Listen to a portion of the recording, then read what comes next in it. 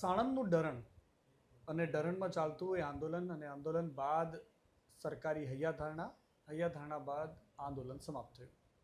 ત્યારબાદ એક નવો અધ્યાય શરૂ થાય છે અને અધ્યાય છે હિંસક. આંદોલનનો એક મુખ્ય ચહેરો જેમનું નામ છે શૈલેષભાઈ, એમના પર સમી સાંજે હુમલો થાય છે. હુમલા બાદ શૈલેષભાઈ અત્યારે હોસ્પિટલમાં છે. અમે એમની સાથે વાતચીત કરવા માટે અત્યારે સાણંદ પહોંચ્યા છીએ. એમની સાથે વાતચીત કરવી છે કે આખરે એમના પર હુમલો કોણે કર્યો, કયું પર્પઝ છે અને આખી ઘટનાક્રમ શું હતો. શૈલેષભાઈ, શું થયું હતું અને આ ક્યારની ઘટના છે, ડિટેલમાં અમારા દર્શકો માટે તમે વાત કરો. જ્યારે અમે આંદોલન સમાપ્ત કર્યું ત્યારે દરણ ગામે હું અને પિન્ટુ કોરી જે અમે કમાન સંભાળી હતી અને ત્યાંથી અમે જાહેરાત કરી હતી કે આજે 11મા દિવસે અમે આંદોલન સમાપ્ત કરીએ છીએ અને 3 દિવસની અમને કનુભાઈ ધારાસભ્ય દ્વારા હૈયાધારણા આપી હતી કે અમે તમને લેખિતમાં આપશું. અમે તેમને 6 દિવસનો ટાઈમ આપ્યો હતો.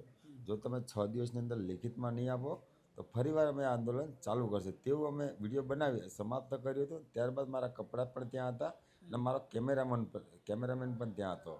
એટલે હું મારા કેમેરામેનને લઈ અને ઘરે આવવા અમે નીકળ્યા હતા. ત્યારે રસ્તામાંથી મારા ઘરે ફોન આવ્યો હતો કે ખોરનો કોથળો લેતા આવજો, જેથી કરી મેં મારા કેમેરામેનને બાવળા ઢેરા ચોકડી ઉતારી દીધો અને ત્યાંથી મેં ખોરનો કોથળો મારા બાઇક ઉપર લઈ ઘરે આવતો હતો. ત્યારે અજાણ્યો શખ્સ હતો જેની સાથે અમારે બે દિવસથી વાત ચાલતી હતી. તેને કીધું, મારા શૈલેષભાઈ તમારે મળવું છે, તમે સમાજમાં બહુ સારા કામ કરો છો અને તમે ખેડૂતોના મસીહા છો, તમારી મુલાકાત કરવી છે. તો હું તેમને કીધું તમે ઢેડા ચોકડી બ્રિજ નીચે આવો. તો તમે કીધું, એમને એવું કીધું તમે ગોવારિયા ટી સ્ટોલે આવો. તો એ ગોવારિયા ટી સ્ટોલે વેજા જેવી ગાડી લઈને ઊભા હતા. તો એમને કીધું ચા પાણી કરીએ. મેં કીધું ચા હું પીવી નથી મારે, પણ તમે પાણી પીવડાવી દો. એટલે ત્યાં બોટલ લીધી પાણી અને મસાલો ખાધો. ત્યારબાદ એને બહુ ફોર્સ કર્યો કે ચાલો તમને ઘરે મૂકી જાઉં. કીધું ના ના, હું મારી રીતે જતો રહીશ, બાકી આપણે આગળ જઈને નાસ્તો કર્યો. ના ના, મારે નાસ્તો કરવો નથી. ત્યારબાદ એને જબરજસ્તી તો પણ ફોર્સ કરવા માટે એને મારો ખોળનો થેલો હતો તેની ગાડીમાં નાખી દીધો બંને. અને ત્યારબાદ અમે બાઇક લઈ અને મારા ઘરે ગયા. તો એને મને ના પાડી કે બાઇક અહીં રાખી દો, પણ છતાં પણ મેં કીધું મારું બાઇક લઈને આવું તો ગાડી લઈને આગળ જવા દો. ત્યારબાદ મારા ઘરે એને ખોર ઉતાર્યો અને ત્યારબાદ એને કીધું બાઇક તમે ઘરે રાખી દો. કીધું ના, હું આવું સાથે. કીધું બાઇક લઈને આવું છું બધું. ત્યારબાદ અમારે આ જ ગામમાં અહીંયા શક્તિ ટી સ્ટોલ છે, ત્યાં ચા પીવા માટે ઊભું રાખ્યું બાઇક અને તે પણ ગાડી લઈને ત્યાં આવ્યા. તો એમને કીધું કે અહીં ટ્રાફિક થશે તો તમે બાઇક અહીં રાખી દો, આપણે અહીં આગળ ઉપસરપંચ ચા છે ત્યાં આપણે ચા પીએ એમ. બધું કોઈ વાંધો નહીં. તો પછી મેં બાઇક ત્યાં મૂક્યું અને તે મને કે ગાડીમાં બેસી જાઓ આપણે અહીં. મને એમ કે બાજુમાં જવું છે એટલે વાંધો નહીં ગાડીમાં બેસવાનું. એટલે તો ગાડીમાં બેસી ગયો. તો ઉપસરપંચ ચા ત્યાં સુધી એને ગાડી ધીરે ધીરે ચલાવી. ત્યારબાદ એને ફાસ્ટ ગાડી ચલાવી અને મારો મોબાઈલ આંચકી લીધો. ત્યારબાદ હું અને એ બંને એને પાછળની સીટમાં આવી ગયો, બથાબથી કરી. એટલે હું પછી મેં બથાબથી કરી, હું પણ આગલી સીટમાં ભાગી ગયો અને એમ હું નીચે હતો, એ ઉપર હતો. અને મેં ડ્રાઈવર હતો એને છાતી પર મેં પગ દબાવી અને સ્ટીયરિંગ પકડી પાડ્યું ડાબા હાથે. ત્યારબાદ એને મને અહીંયા છરી મારી હાથ ઉપર. તો પછી મેં એને બૂચી પકડી હતી, એ છૂટો કરી મેં જમણા હાથે ફરી પકડી પાડી અને ગાડી મેં સ્ટીયરિંગ પકડવાથી એની ગાડી અનબેલેન્સિંગ થઈ ગઈ. એટલે ગાડીને ઊભી રાખી દીધી, જેથી કરી મેં મારા જે હાથ છોડાયો હતો, છરી વાગી હતી, એનાથી મેં બારણું ખોલી નાખ્યું અને હું અડધો બહાર નીકળી ગયો એમ.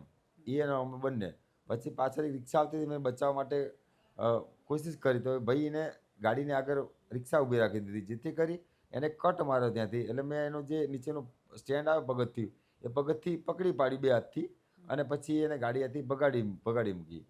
અને ત્યારબાદ હું બાઇક આવતું હતું એને ઊભો રખાયો અને ત્યાંથી હું એ દવાખાને આવ્યો. દવાખાને સારવાર કરાવડાવી. તમે જે આરોપી છે એમને ક્યારે મળેલા છો? કોઈ દિવસ જિંદગીમાં નહીં. એમનું નામ ખબર છે? નામ બી ખબર નથી મને. તમારી સાથે ફોન પર વાત થઈ એમની ક્યારે?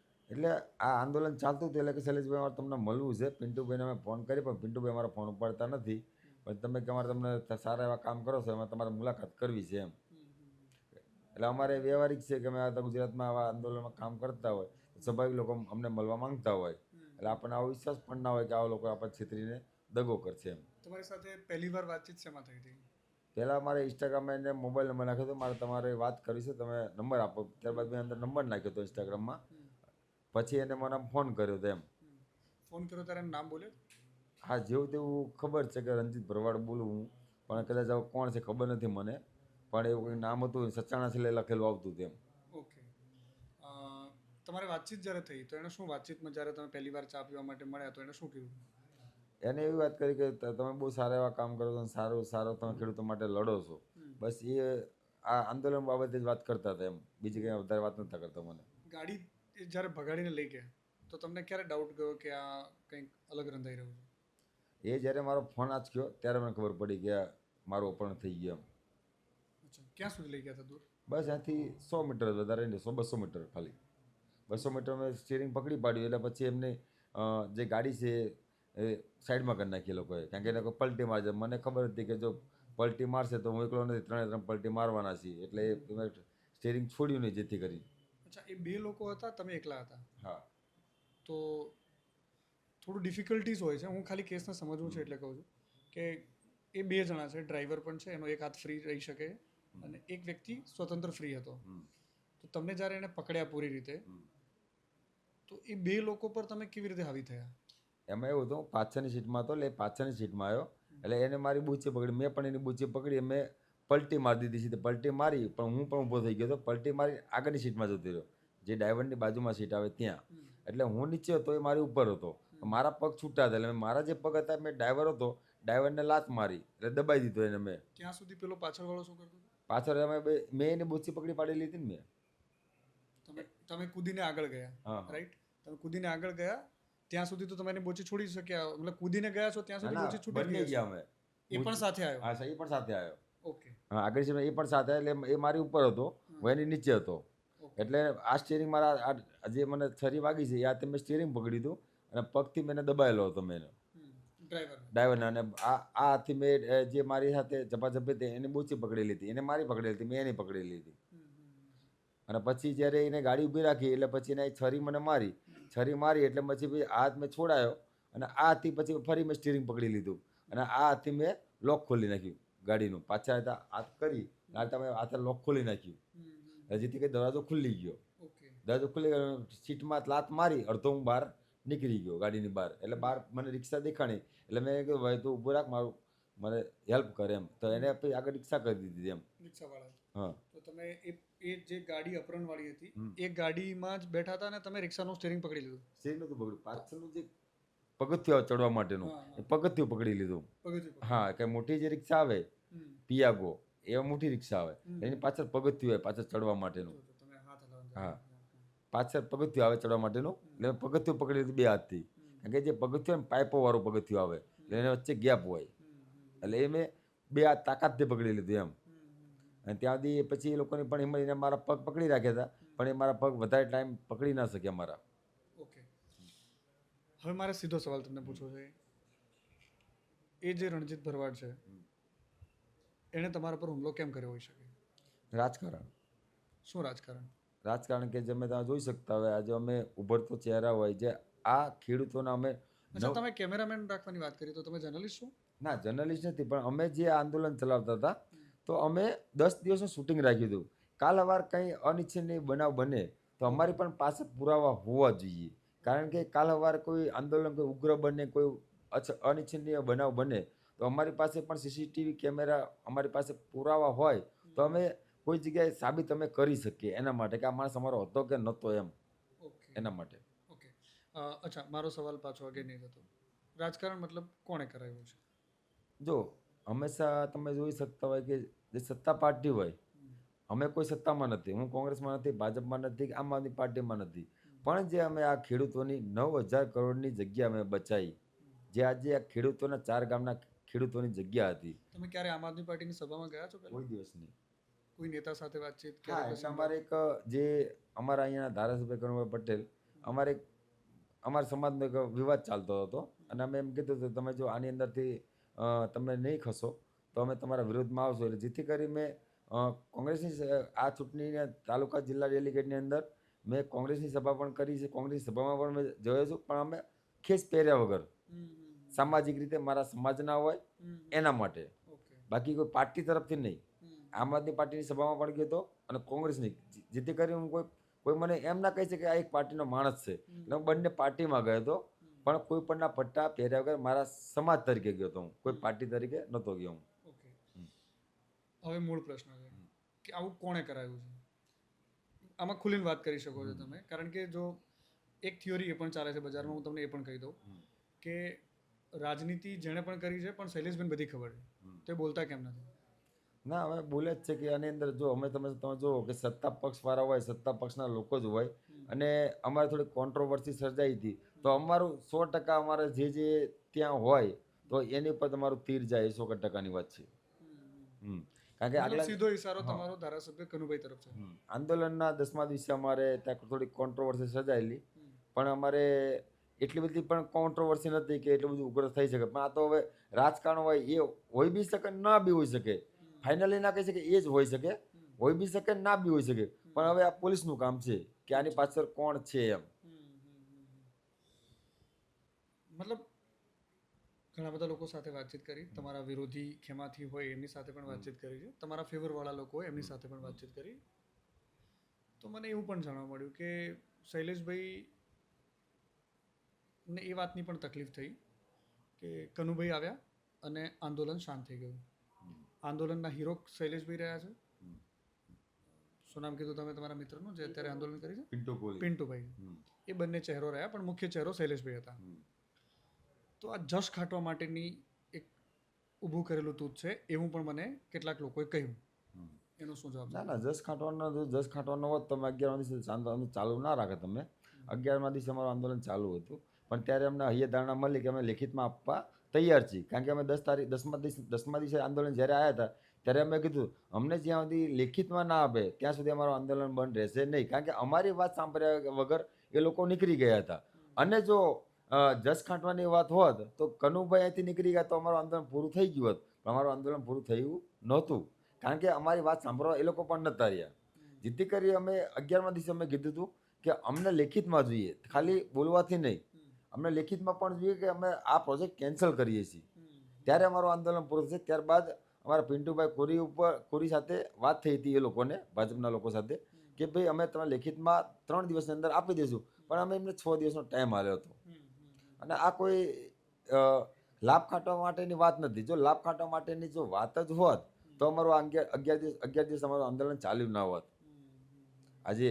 અને હજુ પણ અમારી તૈયારી છે આગળ આંદોલન ચલાવવાની. પણ અમને હૈયા ધારણા એ લોકોએ આપી હતી કે અમે 3 દિવસની અંદર અમે જાતે આવી અને લેટર આપશું, તો પણ અમે તેને વધાવી લીધો હતો કે અમને એવી લાભ ખાટવાનો કોઈ શોખ નહોતો.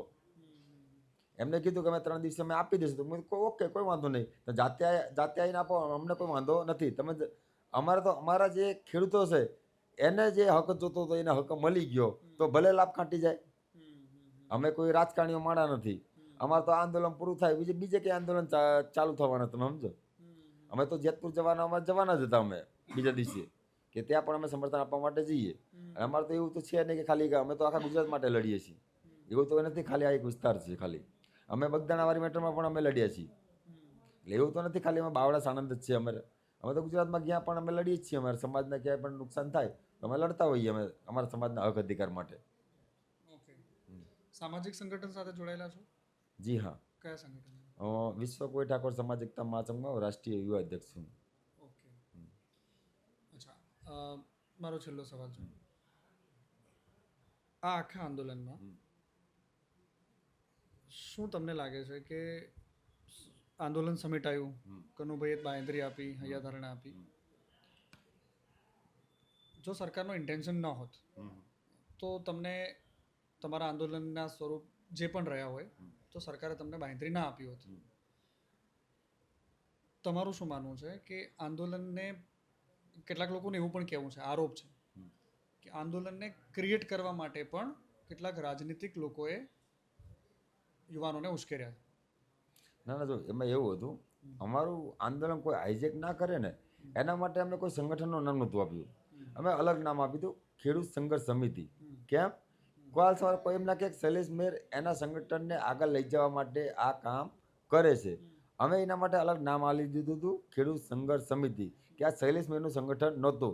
ત્યાંના જે 4 ગામના ખેડૂતો હતા એનું આ સંગઠન બનાવ્યું હતું અમે, ખેડૂત સંઘર્ષ સમિતિ. અને તમે એની અંદર પોસ્ટરમાં પણ જોઈ શકો છો, અમે પોસ્ટરની અંદર 4 ગામના નામ લખેલા હતા, ડરણ, જુવાલ, સાંકોડ અને ઢેઢાળ વાસણા. જેથી કરી કોઈ એમ ના કહી શકે કે શૈલેષ મેરના સંગઠનનું નામ આગળ લઈ જવા માટે આ શૈલેષભાઈ આ કાર્ય કરી રહ્યા છે. એના માટે પિન્ટુ કોહલી પણ એક અલગ સંગઠનમાંથી આવે છે. યુવા કોરી એકતા સંગઠનની અંદર એ પણ પ્રદેશની અંદર કારોબારી સદસ્ય છે, બરાબર. એટલે અમારા બંનેના સંગઠનના નામ ન લીધા વગર અમે નવું નામ આપ્યું ખેડૂત સંઘર્ષ સમિતિ. એટલે કોઈ અમને એમ ના કહી શકે કે આ હું તમને વચ્ચે રોકું છું. કોળી સમાજના પણ બે મોટા સમાજના સંગઠનો છે, એક પરસોત્તમભાઈ સોલંકી સમર્થિત ને એક કુંવરજીભાઈ બાવળિયા સમર્થિત. તમે કયા સંગઠન સમર્થિત છો? એનાથી અલગ વિશ્વ કોળી આ ઠાકોર બંનેથી સમાજ. અલગ છો? હા, અમારા સમાજની અંદર 6 થી 7 આવા સંગઠનો અલગ અલગ ચાલે બીજા છે. પણ છે, જેમાં કોઈ મોટા પોલિટિકલ લોકો નથી. હા, એવા ચાલે છે અમારે. તમારી વાત પૂરી કરો. હા, તે એમાં એવું છે કે એ જે રહે ને એ પણ ચાલે છે. વિશ્વ કોળી ઠાકોર સમાજ એક તમારા સંઘ ચાલે, ઠાકોર સેના ચાલે છે, કોરી સેના ચાલે છે, ઘણા સંગઠનો ચાલે છે. બધા પોતાની રીતે સમાજ માટે કામ કરતા હોય છે. તેવી રીતે અમે પણ અમારા સમાજ માટે કામ અલગ અલગ રીતે કરતા હોઈએ અમે. જેવી રીતે કે જે અમારે ઓબીસી અનામત છે, પછી કોળી ઠાકોર વિકાસ નિગમનો મુદ્દો હોય, પછી એ બરાબર છે, પણ તમને આ મૂળ વાત પર પાછા આવું, કારણ કે તમે સામાજિક મુદ્દાની વાત કરી. ઉશ્કેરવાની વાત છે કે કોઈ રાજનીતિક લોકોએ આ યુવાનોને ઉશ્કેર્યા છે અને જેમની પોતાની એક પોલિટિકલ આઈડિયોલોજી છે, રાજનીતિક વિચારધારા છે, એના માટે આ આખા આંદોલનને ઊભું કરવામાં આવ્યું. ના, જો એવું કોઈ આંદોલન એવું નથી. એવું જ હોત તો અમે આજે કેમ અલગ અલગ ગામમાં જતા હતા મિટિંગો કરવા માટે. તમે જોઈ શકતો અમારે એવું કંઈ બનવું નથી. અમારે ધારાસભ્ય એ મારો વિસ્તાર નહોતો. જો મારે પોલિટિક્સ કરવું હોય તો મારા વિસ્તારમાં જ રહેત. એ આવે ધરણ ગામ આવે સાણંદ તાલુકામાં, હું છું બાવળા તાલુકાનો. મારે ક્યાંય લડવા જવાનું નથી. મારું ગામ છે. એવું નથી કે શૈલેષ મેર પહેલી વખત લડે છે. શૈલેષ મેર ગુજરાતમાં અલગ જગ્યાએ પણ પહેલાં લડી ચૂક્યો છે. બગદાણાવાળી મેટરમાં તો મારે ક્યાં બગદાણા લડવા જવાનું હતું. એટલે એવું તો કોઈ પ્રશ્ન જ નથી કે હું પોલિટિક કરવા માંગુ છું એમ. ઓકે, આભાર આપનો શૈલેષભાઈ. તમે હોસ્પિટલમાં હોવા છતાં પણ અમારી સાથે ખુલીને વાતચીત કરી. તો આ શૈલેષભાઈ છે, એમનો મત જાણવાની અમે કોશિશ કરી. એમની પર હુમલો કોણે કર્યો છે, એમનું નામ એમણે આપ્યું છે, પણ એમનો ઇન્ટેન્શન શું છે? એ હુમલા પાછળ કોઈ માણસ તમને ચા પીવડાવે છે, મસાલો ખવડાવે છે અને ત્યારબાદ તમને એ જ ગાડીમાં લઈ જઈને તમને તમારા પર એટેક કરે છે. ઇન્ટેન્શન શું છે, એની પાછળનો ઈરાદો શું છે, એ જાણવું ખૂબ જ ઇન્ટરેસ્ટિંગ એટલા માટે હશે કારણ કે કોઈક ઉભરતા યુવાન નેતા પર હુમલો કર્યો છે.